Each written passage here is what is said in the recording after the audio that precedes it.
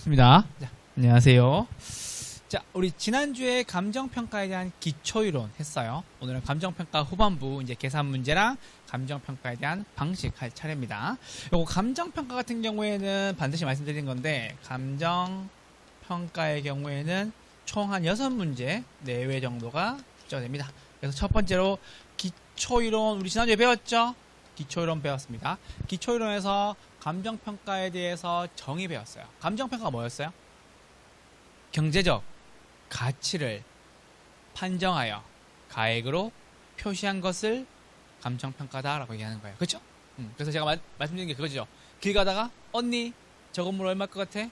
난 9억 5천. 너는 10억. 이게 죄다 감정평가하고 있는 거예요. 우리 감정평가라는 걸 몰라서 그렇지. 그래서 기초이론에서 감정평가에 대한 정의 배웠고요. 가치와 가격에 대해서 구분해서 정리했어요. 맞죠? 그래서 뭐다? 가격은 하나인데 가치는 여러 개. 가격은 과거인데 가치는 현재값이라고 했어요. 그리고 가치 형성 과정에서 3가지 단계를 거친다고 말씀드렸어요. 가치 형성 요인은 대상 물건의 경제적 가치에 영향을 미치는 3가지. 일반 요인, 지역 요인, 개별 요인이었고요. 가치 발생 요인은 4가지였죠. 유용성, 유효수요, 희소성, 이전성. 유유희이 요거 했잖아. 그쵸? 그럼 마지막 가치가 만들어지고 가치의 재원칙 13가지는 됐습니다. 그건 넘어가셔도 되고, 그리고 우리 지역 분석과 개별 분석 있었어요. 먼저 하는 건 뭐? 지역 분석. 뒤에 하는 건 뭐? 개별 분석. 표준적 이용 보는 건 뭐? 지역 분석. 최유효 이용 보는 건 뭐? 개별 분석이었어요. 맞죠? 그리고 외부 환경과 적합의 원칙이 기준인 거는 지역 분석이었고요. 균형의 원칙과 기능의 감가. 내부와 관련된 것은 무슨 분석? 개별 분석이었어요. 그렇죠? 이거 따라오시면 됩니다. 그리고 난 뒤에 중요한 거는 감정평가에 관한 규칙이었죠. 2조 정의됐고 5조가 뭐였죠? 5조. 감정평가할 때 뭘로 하라고? 무슨 가치를 기준으로 하라고? 5조에서 시장가치 기준 원칙. 그렇죠? 시장가치가 뭔데?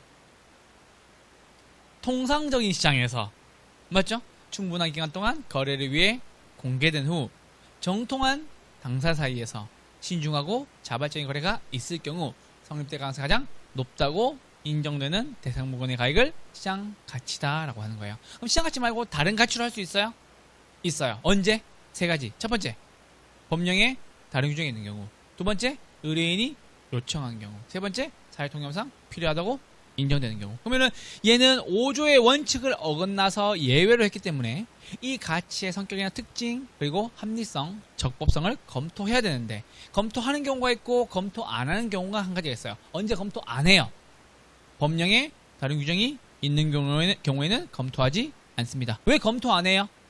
법대로 했으니까. 맞죠? 똑같은 거예요. 자, 이제 6조 내려올게요. 6조 현황 기준 원칙이에요. 책 보면 안 돼요. 저 봐요. 힘들어 연결해야 돼. 자, 6조 뭐였죠? 현황 기준 원칙. 대상 물건의 이용사항 및 공법상 제한을 받는 상태를 기준으로 한다라는 거예요. 다만 불법적이거나 일시적인 이용은 제외한다라고 말씀드렸어요. 그럼 현황 기준 말고 실제와 다르게 가정하거나 조건을 붙일 수도 있어요. 그렇죠? 언제? 법령에 다른 규정이 있는 경우, 의뢰인이 요청하는 경우, 사회통념상 필요하다고 인정되는 경우. 역시 현황 기준 원칙이 아닌 예외로 와서 실제와 다르게 가정하거나 조건을 붙였을 때는 뭐다? 합리성과 적법성과 실현 가능성을 검토해야 되는데, 검토해야 하는 경우가 2가지가 있어요. 뭐가 있었죠? 의뢰인이 요청하는 경우와 사회통념상 필요하다고 인정되는 경우. 됐죠? 5조는 시장가치, 6조는 현황 기준 원칙이었어요. 7조 내려올게요. 7조는 감정평가는 각각 물건마다 개별로 해야 된다. 개별 물건 기준 원칙이 맞는 거예요. 토지는 공시지가 기준법, 건물은 원가법. 근데 용도상 불가분하거나 일체로 이용될 경우에는 무슨 평가할 수 있어요? 일괄 평가할 수 있어요. 그래서 일괄 평가하는 경우 토지와 건물을 한 번에 묶어서 하는 경우죠. 묶어서 하는 경우에는 뭐가? 거래사례 비교법으로 감정평가한다라는 거였어요. 됐죠? 그리고 세 번째. 그리고 전면부와 후면부가 가치가 달라요. 무슨 평가하는 거죠?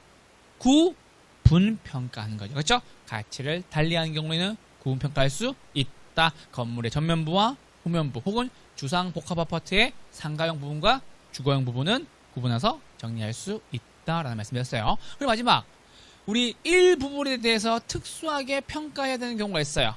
맞죠? 특수한 목적이 있죠? 뭐 할 때? 보상 평가할 때. 무슨 평가한다고?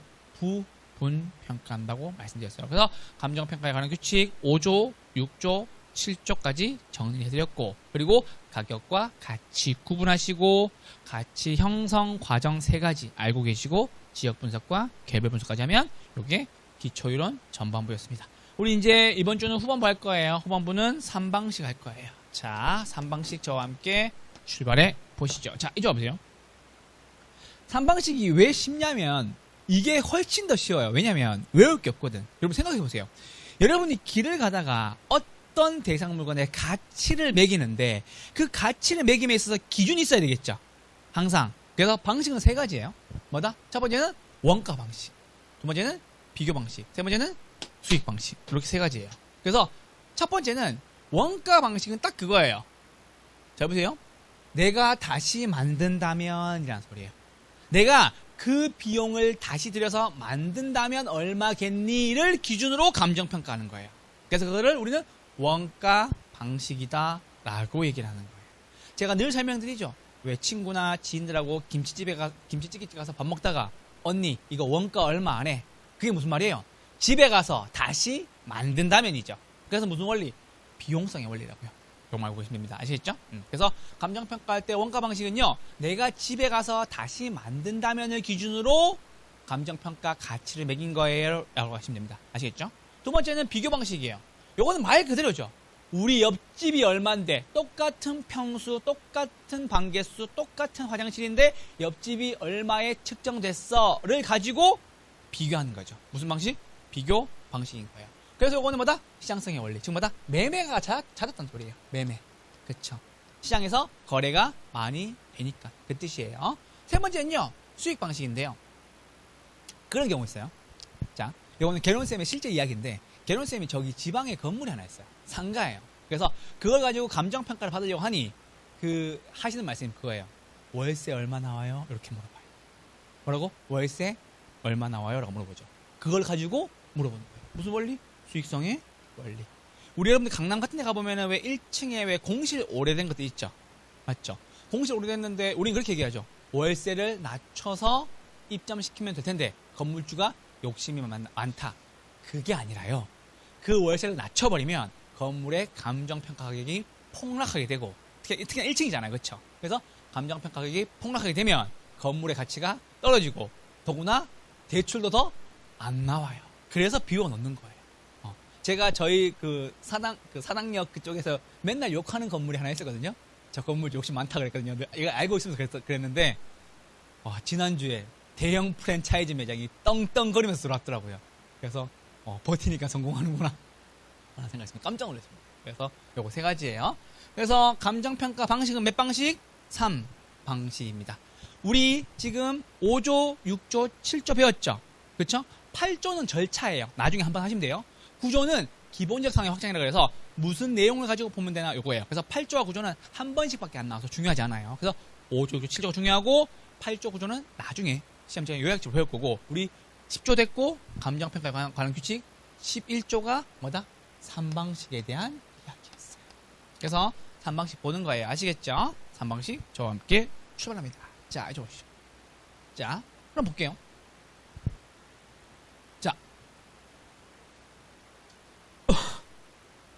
자, 여러분들 다시 물어보죠. 감정평가가 뭐예요? 감정평가가 뭐냐고, 뭐 하는 거냐고. 이거 제가 방금 5분 전에도 물어봤어요. 감정평가가 뭐예요? 대상, 물건의 경제적 가치를 판정하여 가액으로 표시한 것을 감정평가다라고 얘기하는 거예요. 그럼 잘 보세요. 감정평가가 뭐예요? 라고 딱 물어보면 대상 물건에 무엇을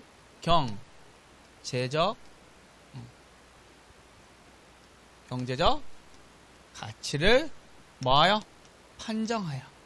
뭐죠? 가액으로 표시한 겁니다. 라고 하는 거예요. 그런데 지금 대상 물건의 경제적 가치를 판정하는 방법이 두 가지가 있어요.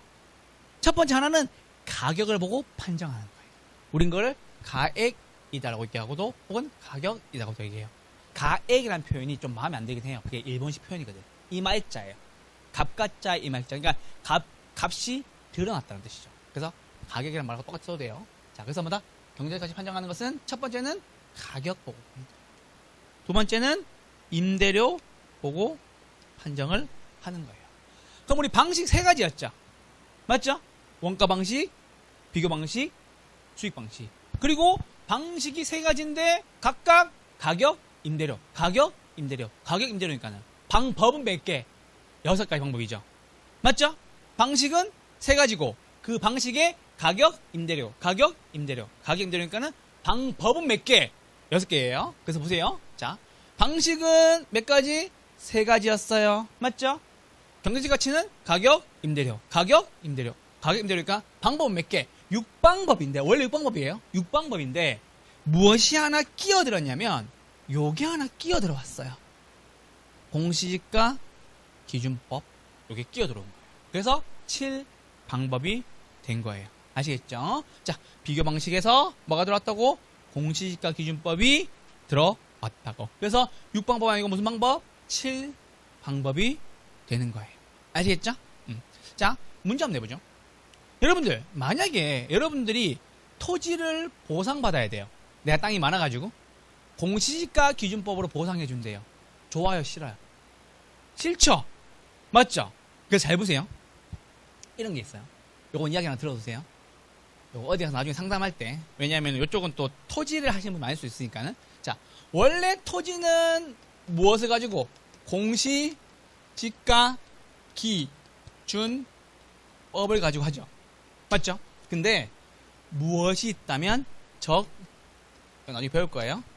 적정한 실거래가가 있다면 있다면 써드릴게요. 있다면 무엇으로? 토지도 무엇으로? 거래. 그렇죠. 거래 사례 비교법으로 할 수도 있다고요. 아시겠죠? 그래서 얘가 거래사례 비교법에 잠깐 끼어 들어온 거예요. 아시겠죠? 얘는 실제로 말하면은 거래 사례와는 관계가 없어요. 얘는 뭐다? 법과 제도에 따른 기준이었던 거예요. 아시겠죠? 그렇게 말씀드립니다. 그래서 요거 두 개는 비교법 맞는데 토지는 원래는 공시지가 기준법을 하는 게 맞고 적정한 실거래가가 있다면 뭘로 한다고? 거래사례 비교법으로 한다라는 소리예요. 근데 이 적정한 실거래가가 감정평가사가 도시지역은 몇 년? 3년 내에 신뢰할 수 있는 자료를 가지고 그리고 그 외의 지역마다 5년 내에 신뢰할 수 있는 자료가 있어야 된다라는 얘기입니다. 요거 숫자 바꿔서 자주 나와요. 아시겠죠? 도시지역 5년이다 이렇게 나와요. 조심하셔야 돼요. 그래서 도시지역은 3년 내에 적정한 실거래가가 있다면 토지도 공시지가 기준법이 아니라 무엇으로? 거래사례 비교법으로 거래한다 혹은 가치를 매긴다라는 겁니다. 아시겠죠? 이렇게 정해주시면 되겠습니다. 그 개론쌤이 저기 지방에 땅이 좀 있는데 그 땅을 팔려고 그 주변 부동산에 전화를 했어요. 근데 그 부동산 공인중개사 분께서 했던 말이 생생합니다. 수년이 지났는데도 불구하고 이렇게 얘기했어요. 고객님이 가지고 계신 땅 인근에 적정한 실거래가가 없어서 공시지가 기준법으로 매매가 돼야 될 것 같습니다. 라고 얘기하는데 소름 끼치더라고요. 뭔지 안다는 거지 이게. 그래서 나중에 혹시 토지 상담하실 때 적정한 실거래가를 가지고 이야기하시면은 그걸 아는 사람한테는 되게 와닿을 거예요. 아시겠죠? 그래서 이렇게 하나 예외로 말씀을 좀 드립니다. 자, 그리고 나서 우리 비용성의 원가 방식, 시장성의 비교 방식, 수익성의 수익 방식. 요거 세 가지 지금부터 좀 보러 가도록 하겠습니다. 자, 이제 오시죠. 자, 우리 기본반에서는 가장 기본적인 거 말씀을 드렸고요. 우리 심화반에서는 진짜 실제로 문제를 풀 수 있는 방법으로 볼 겁니다. 혹시나 모르더라도 그냥 계산 문제 푼다라는 느낌으로 따라오셔도 돼요. 나 이론 몰라요? 상관없어요.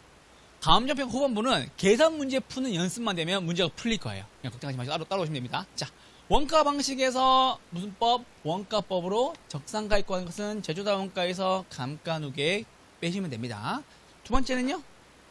일단 공지만 보세요.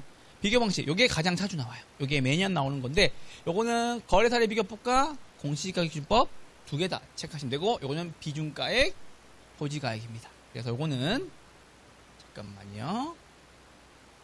비교 방식은 나온 거 다 곱하시면 됩니다. 다 곱한다라고 보시면 됩니다. 다 곱하시면 됩니다. 자, 수익 방식 같은 경우에는 수익환원법이라고 얘기하고 수익가액 구합니다 라고 얘기하는데 순영업소 나누기 환원이율로 계산해 주시면 됩니다. 요것만 보시면 됩니다. 그러니까 교수님 저 공식 모르겠어요 라고 하지 말고 우리 뒤에 가서 문제를 제가 쭉 준비해 왔어요. 그 문제를 보시면 아 이게 이걸 물어보는 거였구나 라는 생각이 들 겁니다. 아시겠죠? 감정평가 후반부는 계산 문제 위주로 준비를 해주시면 최소한 3문제 중에 2문제 이상은 충분히 맞출 수가 있어요. 아시겠죠? 요거 느낌만 잡아가시면 되겠습니다. 자, 이쪽으로 넘어오세요. 자, 요건 하고 넘어가야지, 이제 드디어. 잠깐 언급은 할게요. 잠깐 언급할게요. 자, 우리 감정평가에 관한 규칙. 5조가 뭐였죠? 방금 했잖아. 5조. 무슨 가치 기준? 시장 가치 기준 원칙. 오케이. 6조는요? 현, 황, 기준 원칙. 이게 여러분 헷갈려요? 현재 상황이잖아. 현재 상황. 언제? 지금. 이 뜻이라고요. 아시겠죠? 7조? 무슨 원칙? 개, 별, 물건, 기준 원칙이었죠. 맞죠? 8조가 여기 있어요. 감정평가 어떤 순서대로 하는 거니? 라는 소리예요. 감정평가 뭐? 어떤 순서대로 하는 거니? 라는 거예요. 첫 번째는 기본적 사항에 확정을 해야 돼요. 요거 별표하시면 됩니다. 기본적 사항에 확정 요거 별표하시면 됩니다. 그리고 처리 계획을 수립하고 대상 물건을 확인하시면 됩니다. 아시겠죠? 얘는 세 가지 순서에 대해서 정확하게 알고 계셔야 되는 이유가 뭐냐면 처리 계획의 수립을 맨 뒤로 보내서 문제가 나온 적이 있었어요. 왜? 처리 계획이라고 얘기하니까는 자꾸 뒤에 있는 것처럼 느껴졌나 봐요. 그래서 세 가지 마시면 돼요. 기처대라고 하시면 됩니다. 아시겠죠? 절차는 뭐다? 기처대, 기본적 사항의 확정, 처리 계획의 수립, 대상 물건의 확인. 그러니까 얘는 문제 되게 단순하게 한번 딱 나와요. 아시겠죠? 기처대, 자자감감 이거 하시면 됩니다. 자료 모으고, 자료 검토하고, 선정하고, 결정하고. 아시겠죠? 야, 자료 모아라! 자료를 검토해라! 무슨 방법 쓸 건데? 맞죠? 비용성을 쓸지, 원가 방식을 쓸지, 비교 방식을 쓸지, 수익 방식을 쓸지, 그런 거다 결정해라 라는 소리예요. 아시겠죠? 그래서 이거 순서대로 기처대, 자자감감 이거 순서대로 알고 계셔야 됩니다. 절차니까요. 근데 이 중에서 궁금한 게 들죠? 그러면 기본적 사항의 확정의 내용에 뭐가 있는데 그게 구조에 나와 있어. 얘는 순서 필요 없어요. 얘는 무슨 종류가 있다라는 것만 알고 있으면 돼요. 야, 누가 물어봤는데 감정평가 해달라고. 물건 뭔데? 왜 하는데? 오상평가 받으려고. 등등등. 맞죠? 시점이 언젠데? 조건 걸리는 거 있니? 라는 소리입니다. 맞죠? 우리 현황 기준 원칙에 보면 있었죠? 실제와 다르게 가정하거나 조건을 붙인 경우도 있다. 조건, 기준 가치, 그리고 뭐다? 자문 구하고 수수료 확인한다. 그래서 요거는 이렇게 마시면 돼요. 잘 보세요. 의대. 감기 몇 번? 2번. 감기. 됐죠? 의대 감기. 감기 걸리면은 요즘에는 감기 걸렸어요 라고 자수했죠? 코로나 때 좋았는데. 감기 걸리면 뭐다? 자수하세요. 자문 및 용역, 수수료 이렇게 종류만 알고 계시면 됩니다. 아시겠죠? 의대, 감기, 자수는 기본 예상의 확정이다. 9조니까 8개. 8조니까 7단계. 아시겠죠? 오케이? 이렇게 해주시면 되겠습니다. 그래서 의대, 감기, 자수 있습니다. 누가 물어봤는데, 물건 뭔데, 왜 하는데, 시점 언제인데, 조건 걸린 거 있니, 가치 어떻게 보는데, 자문 구하고 수수료 본다라는 소리입니다. 아시겠죠? 여기까지 정리해 주시고 요거 하나 읽고 가세요. 자, 구조에 보면 추가적인 내용의 기준 시점에 대해서 이야기를 하는 부분이 있어요. 그러면 기준 시점은 언젠데 라고 물어보면 감정평가 대상 물건의 가격 조사를 완료한 날이 기준 시점이에요. 아시겠죠? 여러분마다 가격 조사를 완료한 날짜가 언제라고? 기준 시점이라고. 내가 어떤 물건을 가격 조사하기 시작했어요. 가격 조사하기 시작해서 가격 조사 끝났어. 그때가 기준 시점이라고요. 그 기준 시점을 가지고 감정평가액을 결정하는 그때가 뭐다? 기준 시점에 가격조사를 완료한 날짜라고 합니다. 자, 그리고 볼게요. 이게 이제는 머리를 쓰라고 출제위원들이. 무슨 머리 쓰냐면 예전에는 이런 거 했어요. 현장 조사를 완료한 날짜로 한다 이런 거 했었어요. 틀렸죠? 가격조사를 개시한 날짜로 한다라고 얘기해요. 틀렸죠? 이게 티가 너무 많이 나니까 작년부터 무슨 짓을 하냐면 지문 하나를 지워버려요. 와, 깜짝 놀랐어요. 어떻게 하냐면 이걸 지워버려요. 이렇게. 이걸 지워버려요. 다만 기준 시점을 미리 정했을 때는 기준 시점으로 할 수 있다. 문제가 매끄럽죠? 미리 정했을 때는 할 수 있대요. 근데 미리 정하여도 조건이 있어요. 어떤 조건이? 그 날짜에 뭐가? 가격조사를 할 수 있어야 정할 수 있다. 그냥 잘 보세요. 문장은 되게 자연스러워. 기준 시점은 대상 물건의 가격조사를 완료한 날짜로 한다. 다만 기준 시점을 미리 정하였을 때에는 기준 시점으로 할 수 있다. 이렇게 나왔어요. 문장 매끄럽죠? 그 사람들이 답이 어딘지 몰랐어요. 근데 기준 시점 할 수 있는데 언제만?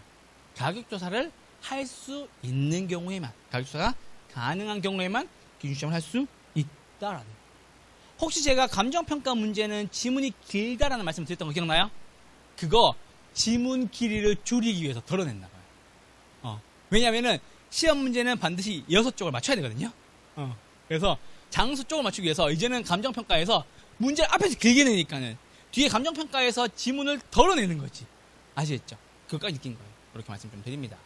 하나 체크해 주세요. 그래서 8조는 절차, 9조는 기본적 사항의 확정입니다. 8조는 절차, 9조는 기본적 사항의 확정입니다. 이렇게만 정리해 주시면 됩니다. 자, 넘어오시죠. 자, 10조 됐고 11조가 방식이었고요. 11조가 방식, 감정평가 방식. 그리고 마지막 12조가 있어요. 12조마다 시산 가액의 조정입니다. 라는 소리입니다. 자, 그럼 잘 보세요, 여러분들. 봐봐. 여러분, 우리 감정평가 할 때 물건별로 감정평가해야 할 방법이 정해져 있어요. 맞죠? 예를 들면 뭐 토지는 공시지가 기준법. 맞죠? 근데 시산 가액의 조정이 무슨 말이냐면 여기 이 뜻이에요. 시험 삼아 우리 시 운전한다 그런 얘기 들어봤죠? 시험 삼아 계산해 본 가격이다라는 소리예요. 그러니까 얘는 뭐다? 최종 결정 금액이 아니라 중간 과정에서의 금액인 거예요. 왜냐하면 내가 토지를 공시지가 기준법 써야 되는데 공시지가 기준법 안 쓴 경우도 있죠. 거래사를 비교법 쓰는 경우도 있죠. 그런 것을 통해서 우리 각각의 물건마다 한 가지 방법이 아니라 다른 방법을 병용해서 쓸 수도 있으니 최종 금액을 결정하기 전에 중간 과정에서 시험 삼아 계산해 본다라는 거예요. 우리는 그거를 시산 가액의 조정이다라고 얘기하는 거예요. 그러니까 감정평가의 최종 금액을 결정하기 전에 뭐다? 가운데 중간 과정 속에 있어서 시험 삼아 계산해 본다라는 의미입니다. 아시겠죠? 그렇게 하시면 되겠습니다. 그래서 보세요. 자, 감정평가 3방식에서 적산가액, 비중가액, 수익가액을 각각 말하는 것으로서 아직 확정되지 않았는 중간 과정에서의 가액을 말하며 뭐다? 평가 방법이 서로 다르기 때문에 뭐 해야 된다고요? 조정을 할 필요가 있다라는 겁니다. 그래서 각각의 가중치를 부여하는 거예요. 자, 무슨 말이냐면 자, 보세요. 자, 요거 다 지울게요. 자, 예를 들어서 여러분 보세요. 건물은 무슨 법으로 감정평가해요? 원가법으로 해요. 맞죠? 근데 원가법으로 100% 원가법으로 하는 것이 아니라 옆에 건물들을 보고 조금씩 다른 방식 가지고 오기도 한다고요. 내 건물 상가야. 뭐다? 수익 방식 조금 가져올 수 있지. 맞죠? 옆 건물 보니까는 거래가 활발해. 비교 방식 가지고 올 수도 있잖아요. 그러니까는 이건마다 나중에 보시면 되게 쉬운데 시장가격 조정은 중간 과정 속에서 시험에 보는 거다. 한 방식이 아니라 뭐다? 다른 방식 함께 병용해 나간다. 요것만 알고 계세요. 아시겠죠? 이렇게 말씀을 드립니다. 자, 넘어올게요. 자, 이제 진짜 문제 한번 보도록 하시죠. 자, 여기서부터 시작입니다. 자, 우리 제가 지난주에 감정평가에 관한 규칙 2조 정의에 대한 내용을 나눠드렸어요. 기억나시죠? 그죠? 자, 요거는 한번 꾸준히 보셔야 돼요. 감정평가에 관한 규칙 2조 정의에서, 자, 요거 기억하셔야 돼요. 원가법이란 대상 물건의 어디? 제 조달 원가에서 감가 수정을 하여 대상 물건의 가액을 산정하는 방법을 원가법이라고 한다고요. 아시겠죠? 오케이. 요거는 원가법은 한 가지만 기억하시면 돼요. 다시 만든다. 다시 만드는데 원가 얼마 드는데 그 뜻이에요. 제 조달 원가. 무슨 법? 원가법. 그러니까 제조달 원가 딱 보이잖아요. 그럼 무슨 법? 원가법. 제조달 원가 무슨 법? 원가법. 아시겠죠? 제조달 원가에서 감가 수정을 하여 가액을 산정한 것을 원가법이라고 얘기한다는 소리입니다. 적산법은 시험에 잘 안 나와요. 적산법은 요거예요. 기초가액에다가 내가 얼마 받을 건지에 대한 기대율. 내가 이 건물로 3% 받겠어. 임대율 3% 받겠어를 곱해서 산정된 기대수익에 무엇이다? 경비까지 더해서 임대료 산정할 때 쓰는 것이 적산법입니다. 얘는 문제 거의 안 나와요. 아셨죠? 늘 여기 위에 있는 원가법 문제만 자주 나온다는 말씀드립니다. 자, 그래서 요거 보세요. 요거 체크. 자, 교수님 원가법은 어떻게 구하는 건데요? 원가법은 혹은 적산가액을 구하여라 라고도 나오고요. 이렇게도 나와요. 요즘에는 미워 죽겠어. 원가 방식으로 통한 시산가액이라고도 나와요. 35배 때부터 이렇게 나와요. 원가 방식으로 통한 시산가액 가격이 얼마인가라고 나와요. 셋 다 똑같은 말이에요. 원가법으로 구한 거, 적산가액으로 구한 거, 원가 방식으로 시산가액 조정가 값도 똑같단 말이에요. 아시겠죠? 이렇게 말씀드립니다. 적산법은 됐습니다. 그래서 원가법은 제조달 원가에서 감가 수정을 빼서 구하면 됩니다. 보세요. 자, 이제 본격적으로 가보죠. 자, 요거 틀리면 안 돼요. 제가 뒤에 문제 많이 준비해 왔으니까 한번 풀어보면 돼요. 자, 이쪽 보세요. 자, 제가 말씀드렸죠. 원가법이라는 것은 무엇을 가지고 감정평가하는 거냐면, 야, 내가 길 가다가 어떤 물건을 봤어. 저 건물을 기준 시점에서 다시 만들 때, 신축할 때 얼마 드는 데를 가지고 감정평가하는 거예요. 그러면 그 건물이 지나온 기간이 있었겠죠? 만든 지 5년 됐다. 8년 됐다. 그럴 수 있죠. 그동안 물리적 감가도 깎였을 거고, 기능적으로도 노후됐을 거고, 경제적으로 감가된 부분은 있겠죠. 그 감가된 부분을 빼주는 거예요. 됐죠? 무슨 말 이해돼요? 그래서 봐봐. 물리적 감가, 경제적 감가, 기능적 감가. 이렇게 세 가지. 자, 잘 보세요. 이런 게 있을 수가 있겠지. 자, 그 건물이 지은 지 30년이 돼서 외관이 다 부서졌어요. 무슨 감가? 물리적 감가. 안에 엘리베이터가 없대요. 구축이라서. 그리고 주공 아파트들은 지하주차장 없는 경우도 많죠. 무슨 감가? 기능적 감가. 옆에 원래 되게 유명한 되게 좋은 상권이었는데 상권이 낙후됐어. 무슨 감가? 경제적 감가. 맞죠? 그런 데가 있어요. 그래서 뭐다? 다시 만드는 비용에서 뭐 빼주는 거예요? 감가 수정 빼주는 거예요. 이 감가 수정의 기준이 뭔데? 물리적 감가, 경제적 감가, 기능적 감가를 빼줍니다. 아시겠죠? 이렇게 보시면 됩니다. 자, 그래서 우린 그것을 적산가액 구하는 공식이다 라고도 이야기합니다. 그래서 원가법에서의 계산, 적산가액, 그리고 원가 방식에서의 시산가액 조정 다 똑같은 말이라고요. 아시겠죠? 이렇게 정리해 주시면 되겠습니다. 자, 이쪽 넘어가 보시죠. 자, 이제 그럼 제조달 원가 알아야 되겠죠? 자, 제조달 원가. 이거는 너무너무 쉬운 게 답이 나와 있다니까. 제조달 원가니까는 무슨 법? 원가법. 맞죠? 그래서 보세요. 현존하는 대상 물건을 언제? 자, 이렇게 있었어. 이렇게 물건이 하나 있었어. 근데 내가 이걸 보고, 현존하는 물건을 언제로? 기준 시점 현재. 현재 내가 다시 만든다면 이란 뜻이에요. 아시겠죠? 그보다 신규로 건축 혹은 재취득하는 경우에 얼마가 드는데 라는 소리입니다. 아시겠죠? 그래서 제조달 원가는 현존하고 있는 물건 몇 년이 지난지 확인하고 현존하는 물건을 다시 만든다면 얼마인데 원가 얼마 들겠느냐 그 뜻이에요. 아시겠죠? 그래서 뭐 시멘트 비용도 가져오고 인건비도 가져오고 그 뜻이에요. 아시겠죠? 이렇게 말씀드립니다. 자, 두 번째 볼게요. 도급은 남한테 맡기는 걸 도급이라고 얘기해요. 자가건설은 본인이 스스로 짓는 것을 자가라고 얘기해요. 그럼 이 건물 내가 지었을 수도 있고 도급일 수도 있겠죠. 맞죠? 그래서 자가일 수 있고 도급일 수 있는데 잘 보세요. 자가건설의 경우에는 인정해주면 여기서 얼마의 비용이 빠질지 예측이 돼요, 안 돼요? 안 되죠. 기억도 못하죠. 그래서 뭐다? 자가건설은 빼는 거예요. 왜? 자가건설이어도 무엇을 기준으로 본다? 도급건설 기준으로 본다라는 소리예요. 아시겠죠? 그래서 뭐다? 요거 내가 지었는지 남한테 맡겼는지는 중요하지 않아요. 무조건 뭘로 본다? 남한테 맡긴 걸 기준으로 본다라는 소리입니다. 됐죠? 이렇게 정리해주시면 되겠습니다. 자, 그리고 볼게요. 그러면 교수님, 제조도원가는 어떻게 구하는데요? 그냥 다 더하시면 돼요. 나온 거 다 더하시면 돼요. 그 개론쌤 내 그 가업이 건축업이에요. 그래서 잘 알아요. 아주 잘 알아요. 그래서 뭐다? 직접 비용과 간접 비용과 통상적인 부대 비용과 수급분의 적정 이윤까지 뭐다? 다 더한다라는 소리예요. 고민할 필요 없어요. 그냥 숫자 나온 거 다 더하시면 돼요. 이렇게만 봐주시면 됩니다. 그러니까 시험 문제에서 숫자 줘요. 뭐다? 표준적 건설비, 직접 공사비, 간접 공사비, 부대 비용, 수급인의 이윤. 뭐다? 필요 없어. 나온 거 다 더하시면 돼요. 끝.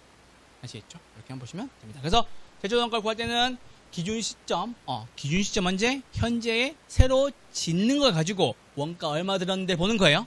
남한테 맡길 수도 있고 내가 할 수 있는데 무엇이 기준이다? 남한테 맡기는 도급건설이 기준이고요.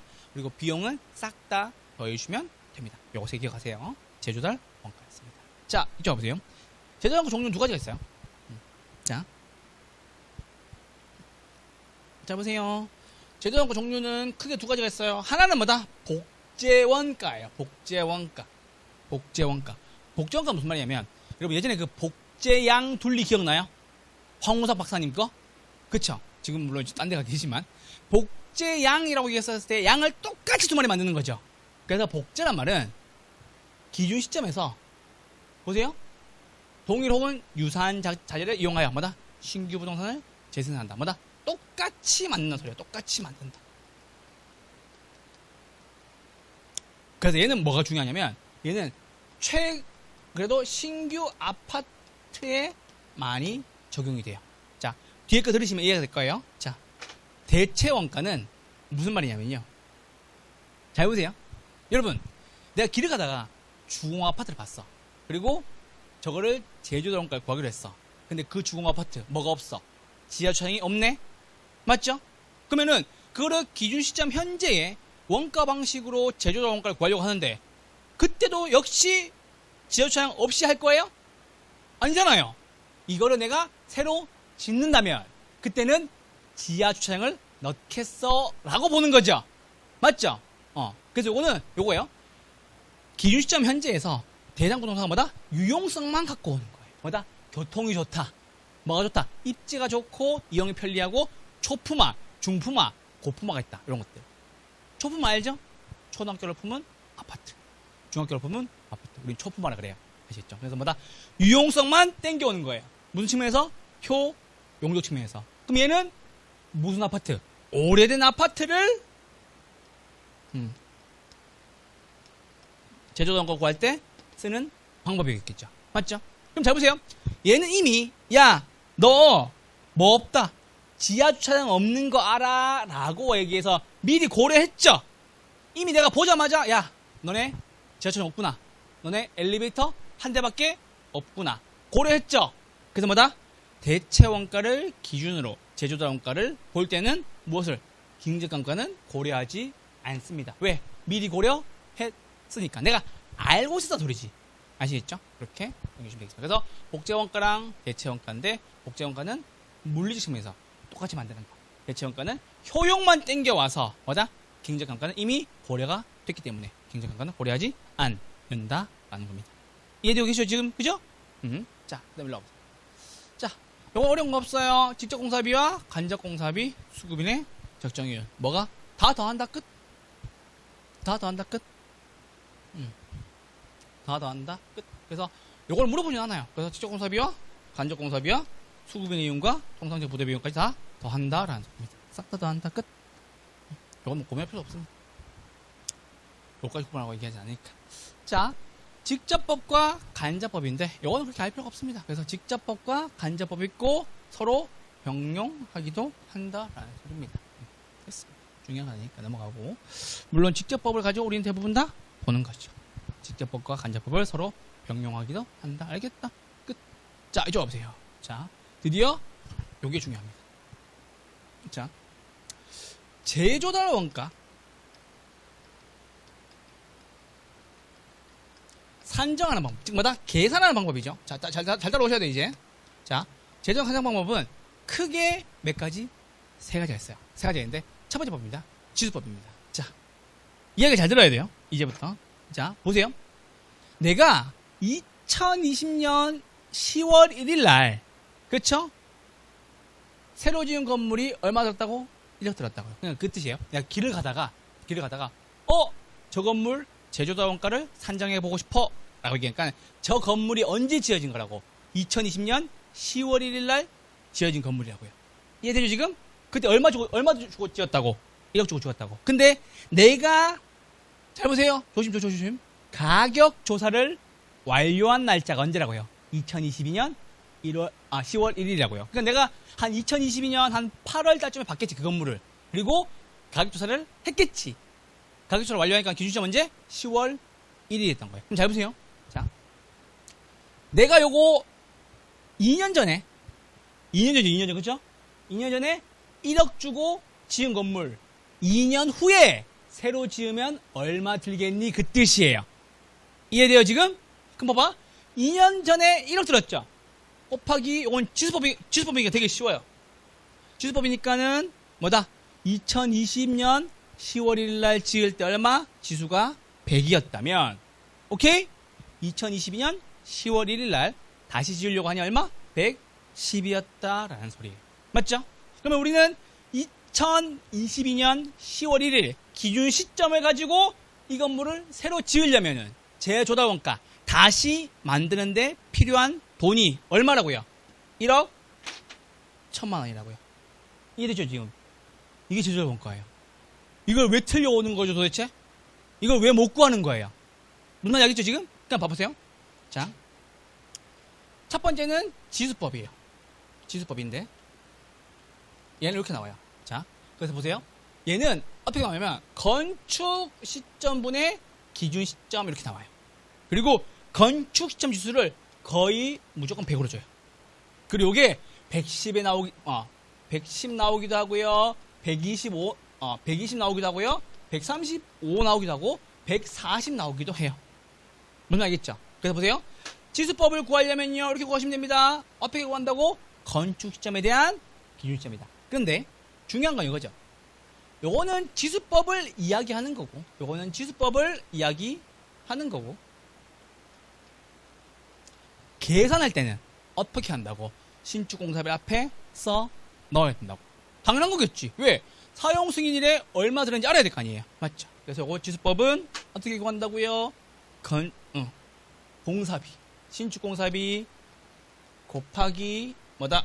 건축 시점 지수분. 뭐다? 기준 시점 지수다. 이렇게 하시면 됩니다. 요 문제로 나오면은 아주 쉬운 겁니다. 아시겠죠? 계산하기 더 쉬운 거니까. 그래서 이렇게 해서 제조달 원가 한번 구해주시면 됩니다. 그럼 잠깐만. 지수법이 이렇게 구하는 게 있고, 여러분들이 평소에 많이 쓰는 게 있어요. 뭐다? 야, 저 건물 1년에 5%씩 올랐어 라고 얘기하는 거죠. 건물 가격이 오른 게 아니라 건물을 짓기 위한 비용도 올랐겠죠. 그게 두 번째가 변동을 적용법입니다. 이해됐죠, 지금? 자, 그럼 보세요. 자, 보세요. 신축에 의한 시점이 2020년 9월 1일이었어. 그렇죠? 그때 얼마 들었는데요? 1억 들었다고. 맞아요? 그리고 몇 년 뒤에? 2년 뒤에 다시 재조달 재료를 가지고 와서 지으려고 하니 원가가 얼마 드는데 그 뜻이에요. 근데 얘는 지수법이 아니죠. 얘는 무슨 법이다? 변동률 적용법이다. 얘는 뭐다? 변동률 적용법이다 라는 소리예요. 됐죠? 얘도 똑같아요. 얘는 뭐다? 공사비 곱하기. 근데 얘는 요게 달라요. 뭐라고 나오냐면 이렇게 나와요. 매년 얼마씩 올라간다 라고 나오고 몇 년 지난지를 봐야 돼요. 몇 년 지났어요? 2년 지났죠. 맞죠? 그래서 이거 보세요. 1 플러스 몇 프로씩 올랐니? 분의 기간 이렇게 하시면 됩니다. 아시겠죠? 야, 공사비가 매년 5%씩 올랐어. 몇 년? 2년. 이렇게 하시면 됩니다. 그래서 이거는 공사비 곱하기 1 플러스 상중률에 대한 뭐다? 기간 이렇게 구해주시면 됩니다. 아시겠죠? 어려운 거 없죠? 하나는 지수법, 하나는 변동률 적용법. 아시겠죠? 이렇게 정해주시면 됩니다. 그래서 1억 곱하기 1.05, 1.05 하면 1억 1,025만원 나온다라는 소리입니다. 아시겠죠? 자, 그 다음에. 자, 요거는 되게 쉬운데, 요거는 지금 나왔던 걸 앵커라는 거예요. 세 번째는 이렇게 물어볼 때 있어요. 제곱미터당 제조다 원가를 물어볼 때가 있어요. 자, 이건 왜 물어보는 거냐면, 잘 보세요. 우리 건축하시는 분들은 맨날 그 얘기해요. 이렇게 얘기하면 안 돼. 지금 안 되지만 평당 건축비가 얼만데 라고 맨날 물어봐요. 들어본 적 있죠? 그래서 원래 코로나 이전에는 평당 건축비가 한 600에서 700만 정도 됐었어요. 근데 코로나 이후에 코로나 때 뭐가 마비가 되냐면 공급 체인이 마비가 됐어요. 왜냐면 중소업체들이 망해버린 거지. 그래서 공급 체인이 마비되는 바람에 원가가 원재료 값이 엄청 올랐다고요. 그래서 코로나 이후에 보통 지금 평당 치려면 1000에서 1100 정도? 많이 주는 데는 1300, 1200, 1400도 줘요. 그래서 원가가 확 올라버린 거죠. 그래서 요거는 뭐다? 제곱미터당 제조다 원가다 라는 거. 근데 어려운 게 아닌 게 요거 똑같아요.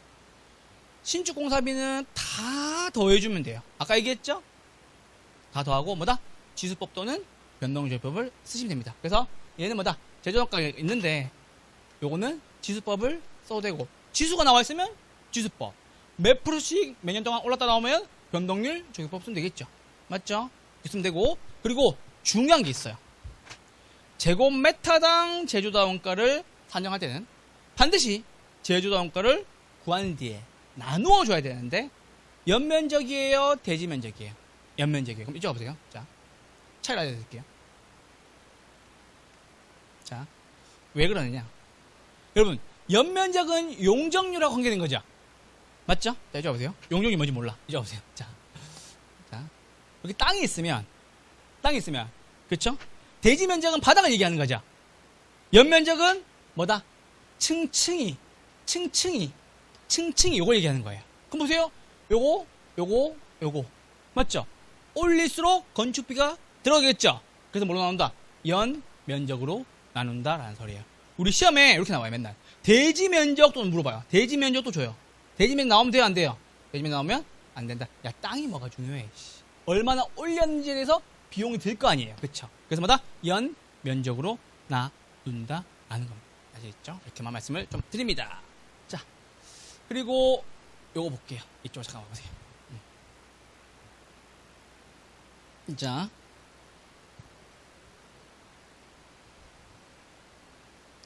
자, 제곱미터당 제조다 원가 산정 방법입니다. 보세요. 해당 건물은 몇 년 전? 10년 전에 준공된 3층 건물이다. 알겠다? 대지 면적 400, 연면적 1200. 대지 면적 필요해요? 불필요해요? 불필요해요. 이렇게 지우시면 됩니다. 아시겠죠? 뭐다? 연면적 체크해 주시고요. 별표 주시면 됩니다. 해당 건물의 준공 당시 지을 때, 10년 전에 지을 때 얼마 들었는데 그 뜻이에요. 맞아요? 그래서 보세요. 해당 건물의 준공 당시에 공사비 얼마? 직접 공사비 2억 5천, 간접 공사비 3천만 원. 그래서 공사비는 얼마 들었다? 2억 8천만 원 들었다. 개발업자 이윤 얼마? 2천만 원 가져갔다. 고민할 필요 없죠? 다 더하면 됩니다. 그래서 해당 건물 지을 때 얼마 들었다고? 3억 들었다고. 맞죠? 그리고 지수법 나왔네. 고민할 필요 없죠?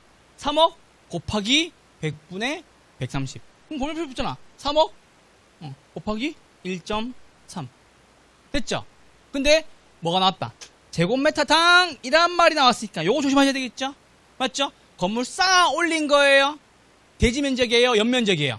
연면적. 그래서 연면적 얼마? 1200으로 나눠 주시면 된다고. 그게 다예요. 이렇게 하니까 32만 5천원 나온다라는 소리예요. 제곱미터당. 아시겠죠? 샵 하나. 미안해요. 샵이 씌워졌네. 그래서 뭐다? 32만 5천원 들었다. 얼마? 제곱미터. 만약에 요거 3.3 곱하면 이제 평당 나오겠죠.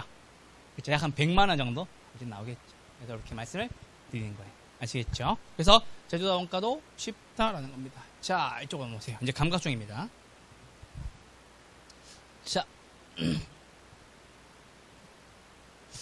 자, 감가수정이라는 것은 그 건물이 얼마나 낙후되어 있는지 물리적, 경제적, 기능적 감가로 나누어서 그만큼 빼줘야 되겠죠. 맞죠? 그러니까 저 건물이 기준 시점 현재의 얼마인지를 봐야 되는 거니까. 그쵸? 맞죠? 그래서 뭐다? 야, 저 건물 지은 지 10년 됐어. 10년 동안 풍파도 겪었을 거고, 엘리베이터도 고장이 났었을 거고, 세 번째, 주변 환경도 바뀌었겠죠.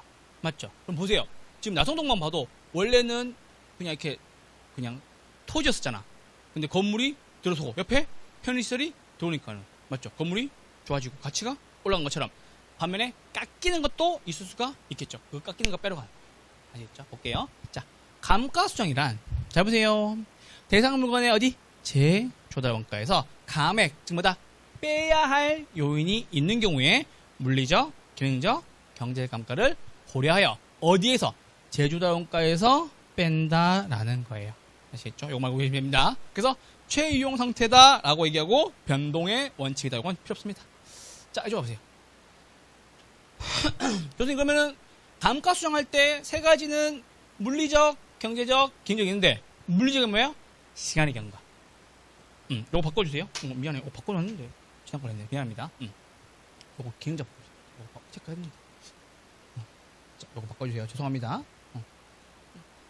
자, 죄송해요. 자, 기능적 감가는 뭐다? 건물과 부지가 안 맞다. 설계가 안 맞다. 능력이 떨어지고 구식화. 특히나 이거. 그쵸? 구식화. 심각하죠? 뭐다? 지하 전행이 없고 엘베가 한 대밖에 없고 이런 것들 하시면 되겠습니다. 설비 부족. 요즘에 그 커뮤니티 시설 다 있잖아요. 그죠? 없는데도 되게 많아요. 아시겠죠? 그것처럼 말씀해 주시면 되겠고, 그리고 인근 지역이랑 안 맞다 혹은 인근 지역 쇠퇴하거나 시장성이 떨어진 경우에 무슨 감가? 경제적 감가라는 겁니다. 법률적 감가 됐습니다. 그래서 요거 감가 수정은 물리적, 경제적, 기능적 감가다라는 겁니다. 자, 이쪽 와보세요. 요거 가볍게 한번 볼게요. 그렇게 깊게 물어보지 않을 거니까. 나중에 가서 보실 테니까. 자, 감가수정만 볼게요. 감가수정만. 감가수정은 감정평가할 때 쓰는 거고요. 내용 연수를 따지는 것은 뭐다? 언제나 경제적 내용 연수만 따지는 겁니다. 감가 요인은 물리적, 경제적, 기능적 감가 세 가지가 있고요. 목적은 기준 시점에서 항상 기준 시점이 아시겠죠? 기준 시점에다 부동산 가격을 산정하기 위해서 한다라는 소리입니다. 그래서 무엇을 기준으로? 제조달 원가를 기준으로 감가수정 한다라는 겁니다. 아시겠죠? 비상각 자산에 인정된다라는 소리가 뭐냐면 잘 보세요. 여러분들 토지를 매립하거나 토지를 다시 만드는 경우가 있겠죠. 요것도 역시 뭐다? 재조달한 거잖아. 맞죠? 그래서 조성지나 매립지 같은 경우에도 감가수정보다 제조달 원가, 원가법 쓴 경우가 있다라는 소리예요. 아시죠? 토지는 상각이 안 되죠? 깎이지 않잖아. 맞죠? 깎이지 않는데 뭐다? 영속성 때문에 깎이지 않는데 뭐다? 비상각 자산에 인정되는 경우가 있다. 뭐다? 땅을 만들거나 매립해서 땅을 만드는 경우에는 감가수정 보는 경우도 있다라는 소리입니다. 아시겠죠? 이렇게 말씀드립니다. 자, 대표적인 예로 저희 동네가 있죠. 저희 백오신도시라고 저희 시흥 쪽에 원래 그 간척지였죠. 그거 메워가지고 땅 만들었잖아요. 가치가 엄청나게 올라갔겠지. 봐주시면 되겠습니다.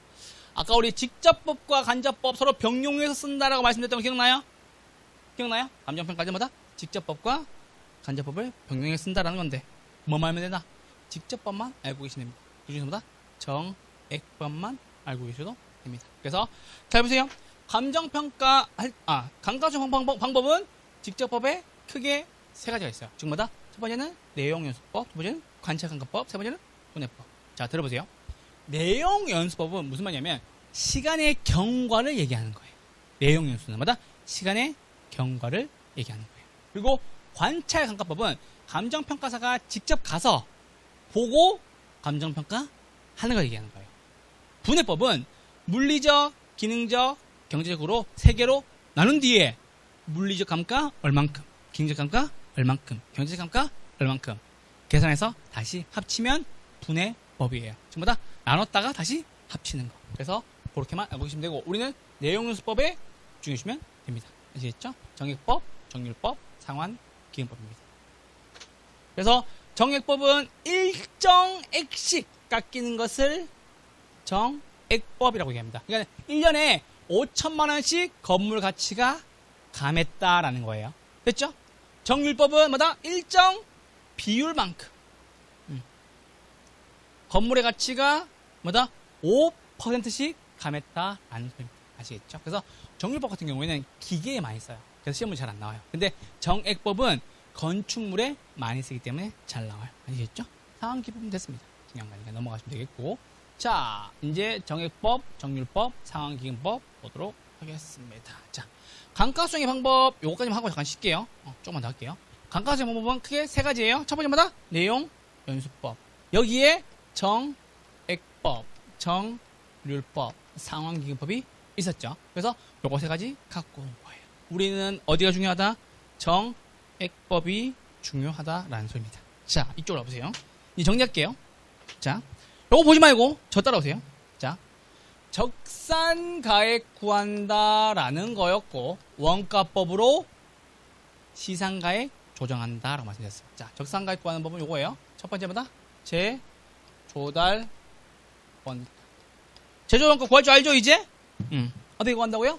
신축 공사비에서 맞죠? 곱하기 경우가 두 가지가 있었어요. 첫 번째마다 지수법, 두 번째는 변동률 적용법. 맞죠? 요거 곱해서 뭐고 했다고요? 제조달 원가 구했다고요.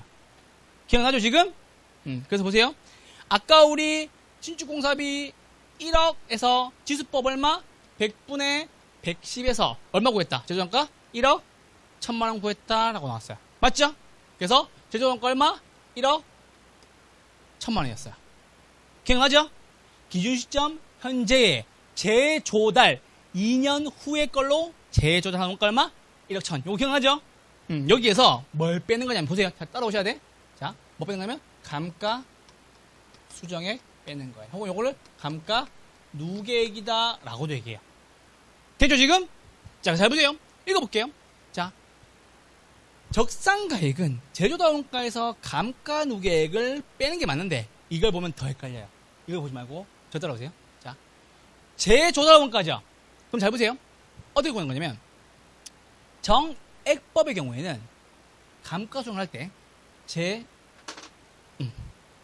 재조달 원가를 한 번 더 가지고 와요. 뭐다? 제조달 원가를 가지고 온다고. 여기 보이죠 지금? 그쵸? 감가에 보이죠? 제조달 원가에서 뭐 뺀다? 잔존가치를 빼는 거예요. 빼기 뭐다? 잔존가치. 혹은 잔가율이다 라고도 나와요.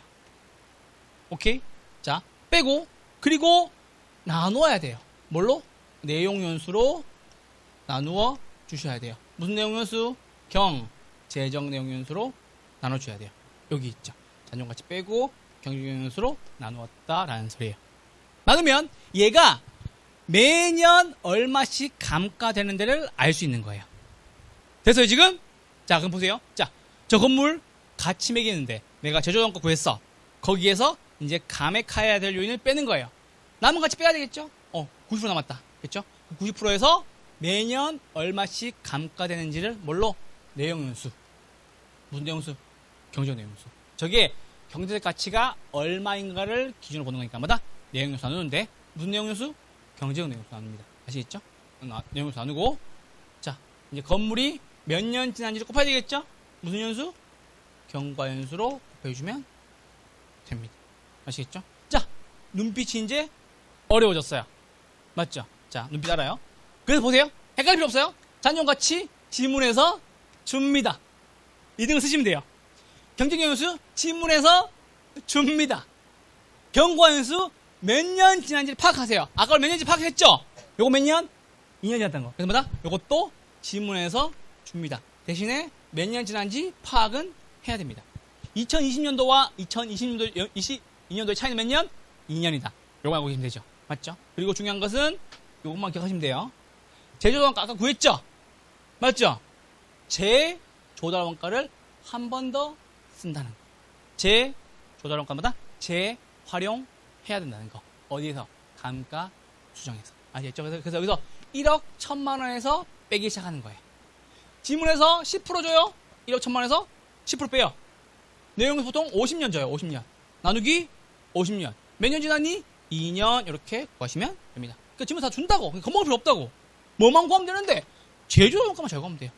아시겠죠? 그래서 보세요. 자, 제가 한번 계산해 볼게요. 1억 1천만 원 빼기 10% 나누기 50 곱하기 2 하니까 얼마 나온다? 396만 원 나오네. 얼마? 396만 원. 그래서 뭐다?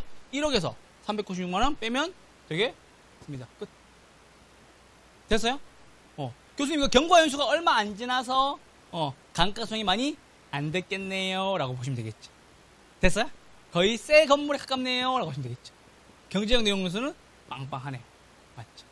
이렇게 봐주시면 되겠습니다. 그래서 보세요. 자, 요 문제 나왔을 때 어려워할 필요가 없는 이유가 뭐냐면, 잘 보세요. 적산가액은 다시 맞는데 얼마 든다고? 1억 1천만 원 든다고. 맞죠? 이거 구했죠? 그리고 제조원가는 어디에서? 감가수정에서 재활용하세요 라는 소리입니다.